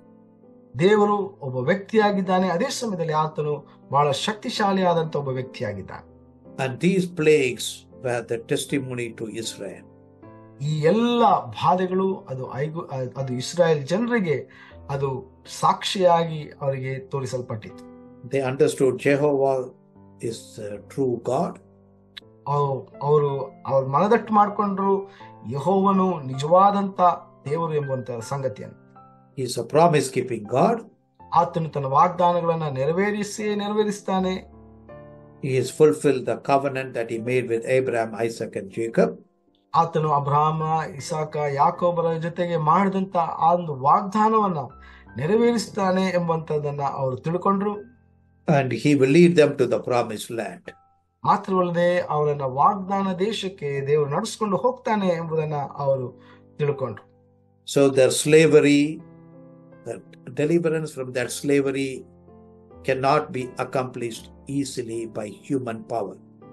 ಅದರಿಂದ ಆ ಗುಲಾಮತನದಿಂದ ಅವರಿಗೆ ಸಿಗಬೇಕಾದಂತ ಆ ಒಂದು ಬಿಡುಗಡೆ ಅದು ಯಾವುದೇ ಮಾನುಷಿಕವಾದಂತ ಶಕ್ತಿಯಿಂದ ಅವರಿಗೆ ಆ ಒಂದು ಸ್ವಾತಂತ್ರ್ಯ ಸಿಗುವುದಿಲ್ಲ ಎಂಬಂತ ಸತ್ಯ ಅವರಿಗೆ ಅರ್ಥವಾಗ್ತಾ ಇದೆ. God revealed his power and majesty on behalf of Israel to Egyptians. ದೇವರು ಇಸ್ರಾಯೇಲರ ಪರವಾಗಿ ಐಗುಪ್ತ ದೇಶದವರ ಮುಂದೆ ತನ್ನ ಶಕ್ತಿಯನ್ನ, ತನ್ನ ಸಾಮರ್ಥ್ಯವನ್ನ ಪ್ರದರ್ಶಿಸುವುದನ್ನು ನಾವು ನೋಡ್ತೇವೆ. And the plagues were there because it was a judgment on false gods. ಮಾತ್ರವಲ್ಲದೆ ಈ ಬಾಧೆಗಳು ಅದು ಐಗುಪ್ತ ದೇಶದ ಸುಳ್ಳು ದೇವತೆಗಳ ಮೇಲೆ ದೇವರ ನ್ಯಾಯವಿಧಿಯಾಗಿತ್ತು. People are blinded by Satan that they could not recognize the true God. ಅವರು ಸೈತಾನನಿಂದ ಕುರುಡರಾದ ಕಾರಣ ನಿಜವಾದಂತ ದೇವರನ್ನ ಅವರು ಕಾಣುವುದಕ್ಕೆ ಸಾಧ್ಯವಾಗಲಿಲ್ಲ. So they blindly follow different kinds of gods. ಅವರು ಮೂಢನಂಬಿಕೆಯಿಂದ ಅವರು ಈ ಎಲ್ಲ ದೇವತೆಗಳನ್ನ ಅವರು ಹಿಂಬಾಲಿಸ್ತಾ ಇದ್ರು. So only God judged all the gods of Egypt. ಆದ್ರಿಂದ ದೇವರು ಈ ಎಲ್ಲ ಐಗುಪ್ತ ದೇಶದ ದೇವರುಗಳ ಮೇಲೆ ತನ್ನ ನ್ಯಾಯ ತೀರ್ಪನ್ನ ದೇವರು ಬರಮಾಡುವುದನ್ನು ನಾವು ನೋಡ್ತೇವೆ. So happy is Kunun Hakad Set Re Ra Uchit Hathar Apis Sekmet Nut Osiris Horus and Min. ಹೀಗೆ ನಾವು ನೋಡ್ತೇವೆ ಎಲ್ಲ ದೇವತೆಗಳು ಐಗುಪ್ತ ದೇಶದ ದೇವತೆಗಳ ಮೇಲೆ ದೇವರು ತನ್ನ ನ್ಯಾಯ ತೀರ್ಪನ್ನು ಬರಮಾಡುವುದನ್ನು ನಾವು ನೋಡ್ತೇವೆ. So each plague was judgment on one or more gods. ಈ ಒಂದೊಂದು ಬಾಧೆಯು ಈ ದೇವತೆಗಳ ಮೇಲೆ ಅಥವಾ ಪ್ರತಿಯೊಂದು ದೇವತೆ ಅಥವಾ ಅನೇಕ ದೇವತೆಗಳು ಒಟ್ಟಾಗಿ ಸೇರಿ ಆ ದೇವತೆಗಳ ಮೇಲೆ ದೇವರು ಮಾಡಿದಂತ ನ್ಯಾಯ ತೀರ್ಪಾಗಿದೆ. So Egyptians got an opportunity to know the true God. ಹೀಗೆ ಐಗುಪ್ತ ದೇಶದವರು ಸಹ ನಿಜವಾದ ದೇವರು ಯಾರು ಎಂಬಂತಹ ವಿಷಯವನ್ನ ತಿಳ್ಕೊಳ್ಳುವುದಕ್ಕೆ ಅವರಿಗೂ ಸಹ ದೇವರೊಂದು ಅವಕಾಶವನ್ನು ಮಾಡಿಕೊಡುವುದನ್ನು ನಾವು ನೋಡ್ತೇವೆ. So then the plagues were for warning to nations. ಅಷ್ಟು ಮಾತ್ರ ಅಲ್ಲದೆ ಈ ಒಂದು ಬಾಧೆಗಳು ಬೇರೆ ಉಳಿದ ರಾಷ್ಟ್ರಗಳಿಗೂ ಸಹ ದೇವರು ಒಂದು ಮುನ್ನೆಚ್ಚರಿಕೆಯಾಗಿ ದೇವರು ಕೊಡುವುದನ್ನು ನಾವು ನೋಡ್ತೇವೆ. So God is love, God is holy, God is merciful, and God is also judge. ಹೀಗೆ ದೇವರು ಪ್ರೀತಿಯುಳ್ಳವನಾಗಿದ್ದಾನೆ, ಆತನು ಪರಿಶುದ್ಧನಾಗಿದ್ದಾನೆ, ಆತನು ದಯಾಪರನಾಗಿದ್ದಾನೆ, ಅದೇ ಸಮಯದಲ್ಲಿ ಆತನು ನ್ಯಾಯಾಧೀಶನಾಗಿದ್ದಾನೆ. So God is sovereign God over all people, all nations. ದೇವರು ಎಲ್ಲ ದೇಶಗಳ ಮೇಲೆ, ಇಡೀ ಮಾನವ ಕುಲದ ಮೇಲೆ ಆತನು ಸಾರ್ವಭೌಮನಾಗಿದ್ದಾನೆ ಎಂಬಂತ ಸತ್ಯವನ್ನ ರುಜುಪಡಿಸ್ತಾ ಇದ್ದಾನೆ. God will require account from every nation. ಪ್ರತಿಯೊಬ್ಬ ದೇಶದಿಂದಲೂ ಸಹ ದೇವರು ಮೊಯಿ ತೀರಿಸುವಂತವನಾಗಿದ್ದಾನೆ, ಲೆಕ್ಕ ಕೇಳುವಂತವನಾಗಿದ್ದಾನೆ. So when God judged Egypt, the surrounding nations understood that God is true God, he judges nations. ದೇವರು ಐಗುಪ್ತ ದೇಶದ ಮೇಲೆ ನ್ಯಾಯ ತೀರಿಸಿದಾಗ ಐಗುಪ್ತ ದೇಶದ ಇದ್ದಂತ ನೆರೆ ರಾಜ್ಯಗಳು, ಸುತ್ತಮುತ್ತಲೂ ರಾಷ್ಟ್ರಗಳು ಈ ನಿಜವಾದ ದೇವರು ಯಾರು ಎಂಬಂತ ಸತ್ಯ ಅವರಿಗೂ ಸಹ ತಿಳಿಯಿತು. So like Rahab was able to hear from people that what God did to Egypt to deliver Israel. ನಮಗೆ ಗೊತ್ತಿದೆ, ರಾಹಾಬಳು ಗೂಢಾಚಾರರಿಗೆ ತಿಳಿಸಿದಂತ ಸತ್ಯ ನಮಗೆ ಗೊತ್ತಿದೆ. ಹೇಗೆ ಅವಳು ಅನ್ಯ ಜನರಿಂದ, ಸುತ್ತಮುತ್ತಲಿನ ಜನರಿಂದ ಐಗುಪ್ತ ದೇಶದ ಮೇಲೆ ಹೇಗೆ ಇಸ್ರಾಯೇಲ್ರ ಯೆಹೋವ ದೇವರು ನ್ಯಾಯ ತೀರಿಸಿದನು ಎಂಬಂತ ಸತ್ಯ ಅವಳಿಗೆ ತಿಳಿಯಿತೋ, ಅದೇ ರೀತಿಯಾಗಿ ಅಲ್ಲಿದ್ದ ಜನರಿಗೆ ಎಲ್ಲರಿಗೂ ಗೊತ್ತಾಯಿತು ನಿಜವಾದ ದೇವರು ಯಾರು ಎಂಬುದಾಗಿ. She knew God's mighty deeds for Israel. ದೇವರ ಅದ್ಭುತವಾದಂತಹ ಕಾರ್ಯಗಳು, ಅತಿಶಯವಾದಂತಹ ಕಾರ್ಯಗಳು, ಇಸ್ರಾಯೇಲ್ರಿಗೋಸ್ಕರ ಮಾಡಿದಂತಹ ಸಂಗತಿಗಳು ಅವಳು ತಿಳ್ಕೊಂಡ್ಳು. So even after 400 years, the Philistines remembered the Lord God of Israel as the one who plagued the Egyptians. ಹೀಗೆ 400 ವರ್ಷಗಳಾದ ಮೇಲೆಯೂ ಸಹ ಫಿಲಿಸ್ತಿಯರು ಅವರು ಇಸ್ರಾಯೇಲ್ ದೇವರು ಐಗುಪ್ತ ದೇಶದ ಮೇಲೆ ತಾನು ನ್ಯಾಯ ತೀರ್ಪನ್ನ ಮಾಡಿದಂತ ವಿಚಾರವನ್ನ, ಸಂಗತಿಗಳನ್ನ ಅವರು ನೆನಪು ಮಾಡಿಕೊಂಡ್ರು. So the plague is warning to all nations throughout the history. ಹೀಗೆ ನಾವು ನೋಡುತ್ತೇವೆ, ಈ ಬಾಧೆಗಳು ಎಲ್ಲ ರಾಷ್ಟ್ರಗಳ ಮೇಲೆ ದೇವರು ನ್ಯಾಯ ತೀರಿಸುವಂತವನಾಗಿದ್ದಾನೆ, ನ್ಯಾಯಾಧೀಶನಾಗಿ ಮುಯಿ ತೀರಿಸುವಂತವನಾಗಿದ್ದಾನೆ ಎಂಬಂತ ಸತ್ಯವನ್ನ ಸಾರಿದಂತರಾಗಿದೆ. So the plagues were a testimony for the greatness of God. ಎಲ್ಲ ಬಾಧೆಗಳು ದೇವರ ಆತನ ಶಕ್ತಿಗೆ, ಆತನ ಮಹಿಮೆಗೆ ಅದು ಸಾಕ್ಷಿಯಾಗಿ ನಿಲ್ಲುವಂತದಾಗಿದೆ. There is no other God of any other nation who did signs and wonders and delivered his people. ಈ ರೀತಿಯಾದಂತಹ ಸೂಚಕ ಕಾರ್ಯಗಳನ್ನ, ಅದ್ಭುತ ಕಾರ್ಯಗಳನ್ನ ಮಾಡಿ ತನ್ನ ಜನರನ್ನ ಬಿಡುಗಡೆ ಮಾಡಿದಂತ ಬೇರೆ ಯಾವುದೇ ರೀತಿಯಾದಂತ ದೇವರು ಜನಾಂಗಗಳ ಮಧ್ಯದಲ್ಲಿ ಇಲ್ಲ.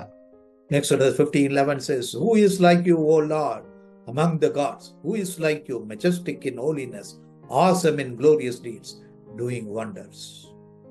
ನಾವು ನೋಡ್ತೇವೆ ಈ ವಿಮೋಚನ ಕಾಂಡ 15ನೇ ಅಧ್ಯಾಯ 11ನೇ ವಚನದಲ್ಲಿ, ಯೆಹೋವನೇ, ದೇವರುಗಳಲ್ಲಿ ನಿನ್ನ ಸಮಾನನು ಯಾವನು? ಪರಿಶುದ್ಧತ್ವದಿಂದ ಸರ್ವೋತ್ತಮನು, ಪ್ರಖ್ಯಾತ ಕೃತ್ಯಗಳನ್ನು ಮಾಡಿರುವುದರಿಂದ ಭಯಂಕರನು, ಅದ್ಭುತಗಳನ್ನು ನಡೆಸುವವನು ಯಾರು ಎಂಬುದಾಗಿ ನಾವು ನೋಡ್ತೇವೆ. So the plague was given to demonstrate who God was, to prove his power and promises, and judgment on false gods, and a warning to other nations. ಹೀಗೆ ನಾವು ನೋಡುತ್ತೇವೆ, ದೇವರು ಮಾಡಿದಂತ ಈ ಒಂದು ಬಾಧೆಯ ಕಾರ್ಯವು ಅದು ಇತರ ದೇಶಗಳ ಮೇಲೆ ಆತನು ನ್ಯಾಯಾಧೀಶನಾಗಿದ್ದಾನೆ ಎಂಬುದನ್ನ ಸೂಚಿಸುವಂತದ್ದಾಗಿದೆ. ಅದೇ ರೀತಿಯಾಗಿ ಅದು ಸಾಕ್ಷಿಯಾಗಿ ದೇವರು ಮಾಡುವುದನ್ನ ನಾವು ನೋಡುತ್ತೇವೆ. ಮಾತ್ರವಲ್ಲದೆ ದೇವರ ಶಕ್ತಿಯನ್ನ, ಆತನ ಪ್ರಭಾವನ, ಆತನು ಯಾರಾಗಿದ್ದಾನೆ ಎಂಬುದನ್ನ ರುಜುಪಡಿಸುವಂತದ್ದಾಗಿದೆ. So God promised Moses there will be one more plague and Pharaoh will let the people go. ಹೀಗೆ ದೇವರು ಮೋಶೆಗೆ ಎಚ್ಚರಿಸುತ್ತಾನೆ, ಇನ್ನೊಂದು ಬಾಧೆಯನ್ನ ಕೊನೆಯದಾಗಿ ಆತನು ಮಾಡ್ತಾನೆ. ಅದರ ನಂತರವಾಗಿ ಫರೋನನು ಇಸ್ರಾಯೇಲರನ್ನ ಸ್ವತಂತ್ರರಾಗಿ ಬಿಡುಗಡೆಗೊಳಿಸ್ತಾನೆ ಎಂಬುದಾಗಿ ಹೇಳ್ತಾನೆ. So the Lord gave favor in the sight of the Egyptians. ಹೀಗೆ ದೇವರು ಐಗುಪ್ತರ ಕಣ್ಣುಗಳಲ್ಲಿ ದಯೆ ದೊರಕುವಂತೆ ಮಾಡ್ತಾನೆ. So Lord said, go and borrow silver, gold and garments from the Egyptians. ಹೀಗೆ ಐಗುಪ್ತರಿಂದ, ಆ ದೇಶದವರಿಂದ ಹೋಗಿ ಅವರಿಂದ ನಿಮಗೆ ಬೇಕಾದಂತ ಚಿನ್ನ, ಆಭರಣಗಳು, ಒಡವೆಗಳನ್ನೆಲ್ಲ ನೀವು ತೆಗೆದುಕೊಳ್ಳಿ ಎಂಬುದಾಗಿ ದೇವರು ಹೇಳ್ತಾನೆ. So the Egyptians also gave silver and gold to the Israelite. ಐಗುಪ್ತದವರು ಸಹ ಇಸ್ರೇಲರಿಗೆ ಚಿನ್ನ, ಬೆಳ್ಳಿ, ಬಂಗಾರಗಳನ್ನ ಅವರಿಗೆ ಉದಾರವಾಗಿ ಕೊಡುವುದನ್ನು ನಾವು ನೋಡ್ತೇವೆ. So they thought we will bribe them to get them off so that we don't get any more plagues. ಅವರು ಅಂದ್ಕೊಂಡ್ರು, ನಾವು ಈ ರೀತಿಯಾಗಿ ಇಸ್ರೇಲರಿಗೆ ಲಂಚ ಕೊಟ್ಟು ಅವರನ್ನ ಇಲ್ಲಿಂದ ಓಡಿಸೋಣ, ಇದರ ನಿಮಿತ್ತವಾಗಿ ಮತ್ತೆ ನಮ್ಮ ಮೇಲೆ ಇನ್ನೂ ಹೆಚ್ಚು ಬಾಧೆಗಳು ಉಂಟಾಗದ ಹಾಗೆ ಅವರಿಂದ ತಪ್ಪಿಸಿಕೊಳ್ಳೋಣ ಎಂಬುದಾಗಿ ಅಂದ್ಕೊಂಡ್ರು. But God will not send Israel empty-handed. ದೇವರು ಇಸ್ರಾಯೇಲರನ್ನ ಬರಿಗೈಯಲ್ಲಿ ಕಳಿಸುವುದಿಲ್ಲ. So they have worked hard for 400 years. 400 ವರ್ಷಗಳ ಕಾಲ ಬಹಳಷ್ಟು ಕಠಿಣ ಪರಿಶ್ರಮವನ್ನ ಅವರು ಪಟ್ಟು ಕೆಲಸ ಮಾಡಿದ್ದಾರೆ.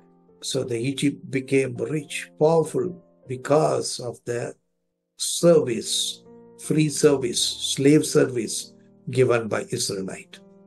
ಐಗುಪ್ತ ದೇಶವು ಬಹಳ ಶಕ್ತಿಶಾಲಿಯಾಗಿ, ಬಹಳ ಅದ್ದೂರಿಯಾಗಿ ಅವರು ಅನೇಕ ಆಸ್ತಿ ಪಾಸ್ತಿಗಳನ್ನ ಅವರು ಸಂಪಾದನೆ ಮಾಡಿಕೊಂಡ್ರು. ಯಾಕಂದ್ರೆ ಅವರು ಉಚಿತವಾಗಿ ಇಸ್ರಾಯೇಲರಿಂದ ಅವರು ಬಿಟ್ಟಿ ಕೆಲಸವನ್ನ ಮಾಡಿಕೊಂಡು ಅವರನ್ನ ಗುಲಾಮತನದಲ್ಲಿ ನಡೆಸಿದರ ನಿಮಿತ್ತವಾಗಿ ಅವರು ಬಹಳ ಐಶ್ವರ್ಯವಂತ ಒಂದು ದೇಶವಾಗಿ, ಪ್ರಬಲ ದೇಶವಾಗಿ ಅವರು ಬದಲಾದರು. So they did not recognize the service of Egypt, Israel. ಅವರು ಐಗುಪ್ತ ದೇಶವರು ಅವರು ಮಾಡಿದಂತ ಸೇವೆಯನ್ನ ಅವರು ಸನ್ಮಾನಿಸಲಿಲ್ಲ ಅಥವಾ ಅದನ್ನ ಗುರುತಿಸಲಿಲ್ಲ.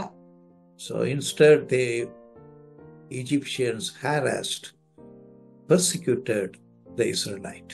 ಆದ್ರೆ ಅದರ ಬದಲಾಗಿ ಐಗುಪ್ತ ದೇಶದವರು ಇಸ್ರಾಯೇಲರನ್ನ ಬಹಳ ಶೋಷಣೆಗೆ ಒಳಪಡಿಸಿದ್ರು, ಅವರ ಮೇಲೆ ದಬ್ಬಾಳಿಕೆಯನ್ನು ಮಾಡಿದ್ರು. So God will extract all the wealth of Egypt and give it to Israel. ಆದ ಕಾರಣ ದೇವರು ಐಗುಪ್ತ ದೇಶದಲ್ಲಿದ್ದಂತ ಅವರೆಲ್ಲ ಐಶ್ವರ್ಯವನ್ನ, ಆಸ್ತಿ ಪಾಸ್ತಿಗಳನ್ನ ತೆಗೆದು ಇಸ್ರಾಯೇಲರಿಗೆ ದೇವರು ಹಸ್ತಾಂತರ ಮಾಡುವುದನ್ನು ನಾವು ನೋಡ್ತೇವೆ. So in the war time, when a nation wins over another nation, so they will plunder the wealth of the defeated nation. ಈಗ ನಾವು ನೋಡ್ತೇವೆ, ಯುದ್ಧದಲ್ಲಿ ಸಾಮಾನ್ಯವಾಗಿ ಗೆಲ್ಲುವಂತ ರಾಜ್ಯವು, ರಾಷ್ಟ್ರದವರು ಸೋಲುವಂತ ರಾಷ್ಟ್ರದಲ್ಲಿದ್ದಂತ ಎಲ್ಲ ಬಹಳ ಆಸ್ತಿ ಪಾಸ್ತಿಗಳನ್ನ ಅವರು ಅದನ್ನ ಧ್ವಂಸ ಮಾಡಿ ಅಥವಾ ಅದನ್ನ ಹಾಳು ಮಾಡಿ ಅವರು ತಮ್ಮ ವಶಕ್ಕೆ ಲೂಟಿ ಮಾಡುವುದನ್ನ ನಾವು ನೋಡ್ತೇವೆ. So it was peacetime plunder. It was not war time. It was a peacetime plunder.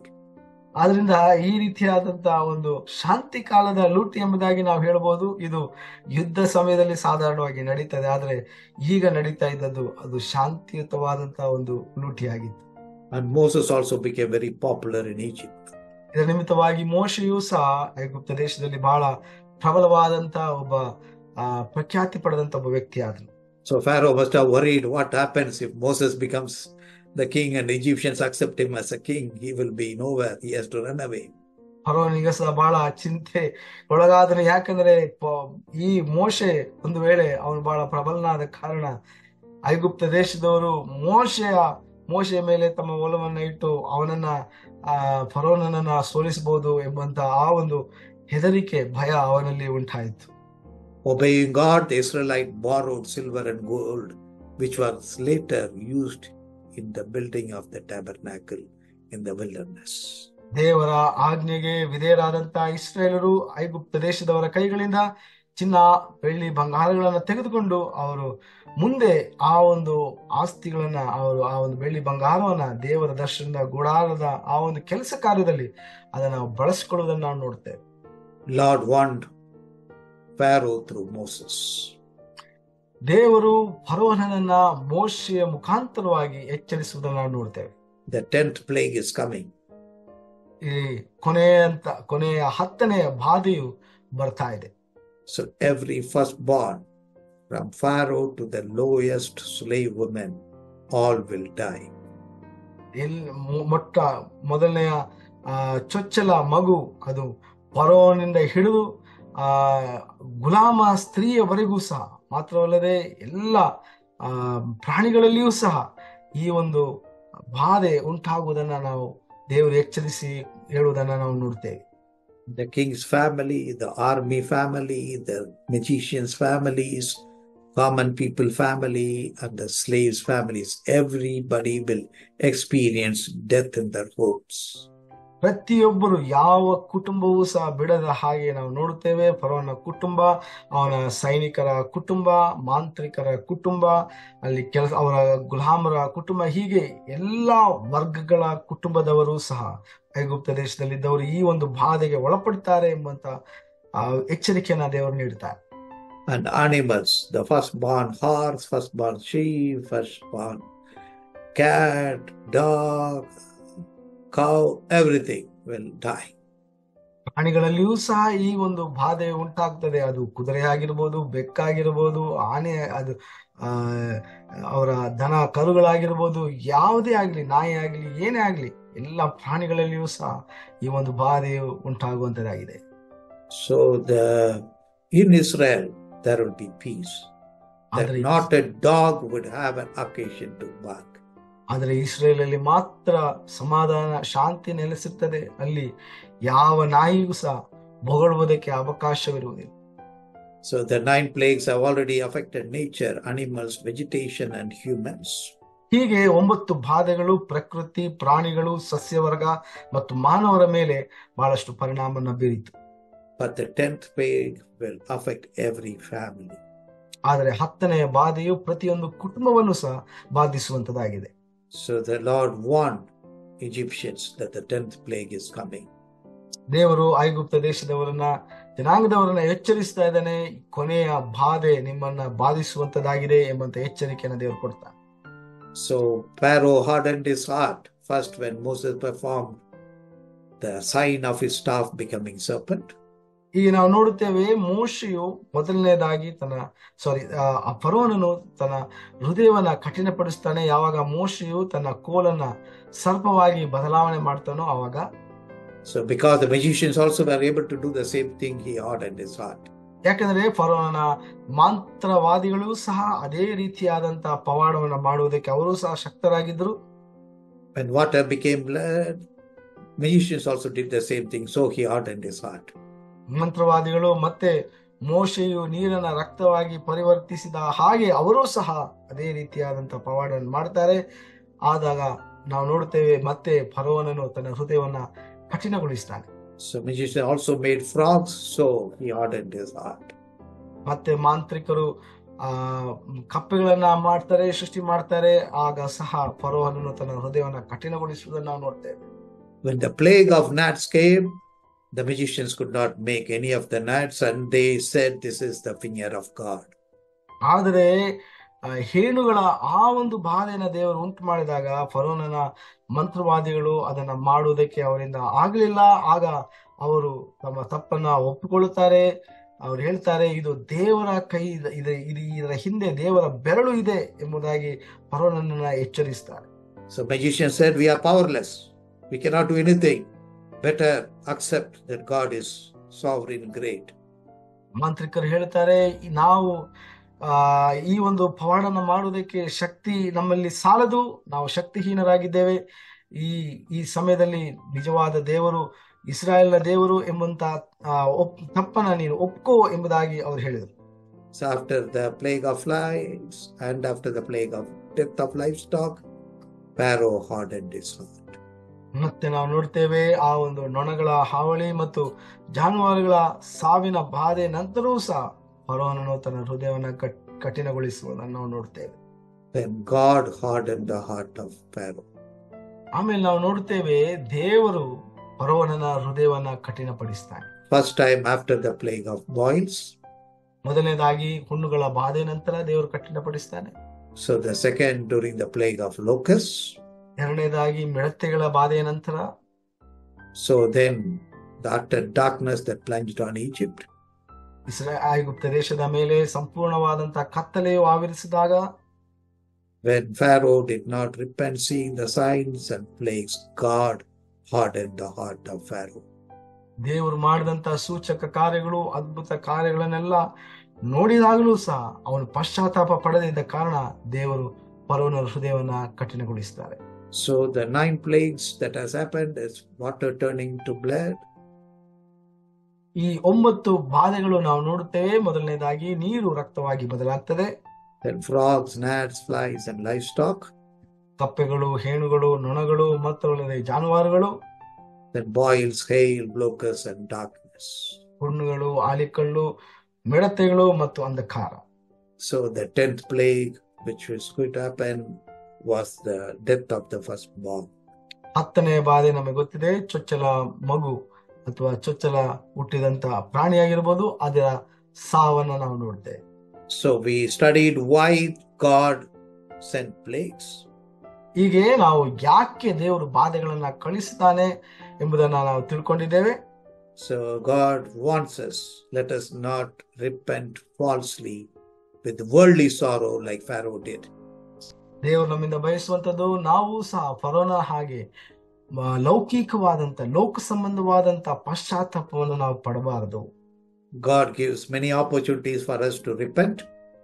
ದೇವರು ನಮಗೆ ಅನೇಕ ಅವಕಾಶಗಳನ್ನ, ಸನ್ನಿವೇಶಗಳನ್ನ ಪಶ್ಚಾತ್ತಾಪ ಪಡುವುದಕ್ಕೋಸ್ಕರವಾಗಿ ಆತನ ಏರ್ಪಡಿಸ್ತಾನೆ. Pharaoh also had at least 6 times to repent. ಫರೋನಿಗೆ ಸಹ ಹೆಚ್ಚು ಕಡಿಮೆ 6 ಅವಕಾಶಗಳು ಅವನ ಕೈಯಲ್ಲಿತ್ತು ಪಶ್ಚಾತ್ತಾಪ. But he hardened his heart. ಆದರೆ ಅವನು ತನ್ನ ಹೃದಯವನ್ನು ಕಠಿಣಗೊಳಿಸ್ತಾನೆ. So then God hardened his heart. ಅದರ ನಿಮಿತ್ತವಾಗಿ ದೇವರು ಫರೋನ ಹೃದಯವನ್ನು ಕಠಿಣಗೊಳಿಸ್ತಾನೆ. So if we continuously be rebellious and harden our heart, then God will harden our heart. Then there is no hope. ಅದರಿಂದ ನಾವು ಪದೇ ಪದೇ ನಾವು ನಮ್ಮ ಹೃದಯವನ್ನು ನಾವು ಗಟ್ಟಿ ಮಾಡಿ ನಾವು ದೇವರಿಗೆ ವಿರುದ್ಧವಾಗಿ ನಾವು ದಂಗೆ ಇದ್ದರೆ ದೇವರು ನಮ್ಮ ಹೃದಯವನ್ನ ಕಠಿಣ ಮಾಡಿಸ್ತಾನೆ. So the Pharaoh demanded compromise. ಮತ್ತೆ ನಾವು 4ನೇದಾಗಿ ನಾವು ನೋಡ್ತೇವೆ, ಫರೋಹನನು ಇಸ್ರಾಯೇಲರೊಂದಿಗೆ ಒಂದು ರಾಜಿಗೆ ಒಂದು ಒಪ್ಪಂದಕ್ಕೆ ಆಗ್ರಹಿಸ್ತಾನೆ. The same way Satan wants us to compromise with the world. ಅದೇ ರೀತಿಯಾಗಿ ಸೈತಾನನು ಸಹ ನಾವು ಲೋಕದೊಟ್ಟಿಗೆ ನಾವು ಒಂದು ರಾಜ್ಯನ ಮಾಡಿಕೊಳ್ಳಬೇಕೆಂಬುದಾಗಿ ಬಯಸ್ತಾನೆ. So we have to be very careful, discerning Satan's techniques, strategy, and run away from sin. ಅದರಿಂದ ನಾವು ಬಹಳ ಜಾಗರೂಕರಾಗಿ ಎಚ್ಚರಿಕೆಯಾಗಿ ಸೈತಾನನು ಮಾಡುವಂತ ಅವನೆಲ್ಲ ಕುತಂತ್ರಗಳನ್ನ, ಅವನೆಲ್ಲ ಗೂಢಾಲೋಚನೆಗಳನ್ನ, ಅವನೆಲ್ಲ ಚಾಣಕ್ಯತನವನ್ನ ನಾವು ಗ್ರಹಿಸಿಕೊಳ್ಬೇಕು. So God is God of justice. ದೇವರು ನ್ಯಾಯ ತೀರಿಸುವಂತ ನ್ಯಾಯಾಧೀಶನಾಗಿದ್ದಾನೆ. So God extracted the wages that was due to Israel from the Egyptians and gave it to Israelite when they were fleeing from Egypt. ದೇವರು ನ್ಯಾಯ ಸ್ವರೂಪನಾದಂತ ದೇವರು ಇಸ್ರಾಯೇಲರಿಗೆ ಅವರಿಗೆ ನ್ಯಾಯಪರವಾಗಿ ಅವರಿಗೆ ಸಲ್ಲತಕ್ಕಂತ ಆ ಒಂದು ವೇತನ ಏನಿತ್ತು 400 ವರ್ಷಗಳ ಕಾಲ ಅವರಿಗೆ ನ್ಯಾಯಪರವಾಗಿ ಸಿಗಬೇಕಾದಂತ ಅವರ ಕೂಲಿ ಏನಿತ್ತು ಅದನ್ನ ಐಗುಪ್ತ ದೇಶದವರ ಕೈಯಿಂದ ದೇವರು ಅವರಿಗೆ ಕೊಡಿಸುವುದನ್ನ ನೋಡ್ತೇವೆ. ಯಾವಾಗ ಅವರು ಐಗುಪ್ತ ದೇಶವನ್ನು ಬಿಡ್ತಾರೋ ಅವರು ಅವರಿಗೆ ಸೇರಬೇಕಾದದನ್ನ ದೇವರು ಅವರಿಗೆ ಕೊಡುವುದನ್ನು ನಾವು ನೋಡ್ತೇವೆ. So God gave them silver, gold. Later people gave that for the building of tabernacle. ದೇವರು ಐಗುಪ್ತ ದೇಶದವರಿಗೆ ಧಾರಾಳವಾಗಿ ಚಿನ್ನ, ಬೆಳ್ಳಿ, ಬಂಗಾರಗಳನ್ನ ಕೊಟ್ಟರು. ಮುಂದೆ ನಾವು ನೋಡ್ತೇವೆ ಇಸ್ರಾಯೇಲ್ ದೇಶದವರು ಆ ಒಂದು ಬೆಳ್ಳಿ ಬಂಗಾರವನ್ನ ದೇವರ ಗುಡಾರವನ್ನ ನಿರ್ಮಾಣಕ್ಕೋಸ್ಕರವಾಗಿ ಅದನ್ನು ಬಳಸುವುದನ್ನು ನಾವು ನೋಡ್ತೇವೆ. So with this we close. We can pray and God bless us. ಇಲ್ಲಿಗೆ ನಾವು ಮುಕ್ತಾಯಗೊಳ್ಳೋಣ, ನಾವು ಪ್ರಾರ್ಥನೆ ಮಾಡೋಣ. Our gracious loving Father, thank you for speaking to us. ಕರುಣಾಮಯನಾದಂತಹ ದೇವರೇ, ನಮ್ಮ ಸಂಗಡ ನೀನು ಮಾತನಾಡಿದಕ್ಕಾಗಿ ನಿನಗೆ ಸ್ತೋತ್ರ. Lord, you are the God who reveals yourselves. ಹೌದು ಸ್ವಾಮಿ, ನಿನ್ನನ್ನೇ ನೀನು ಪ್ರಕಟಪಡಿಸುವಂತ ದೇವರಾಗಿದ್ದಿ. Sometimes you reveal yourselves through plagues to people like Pharaoh and a wicked nation like Egypt.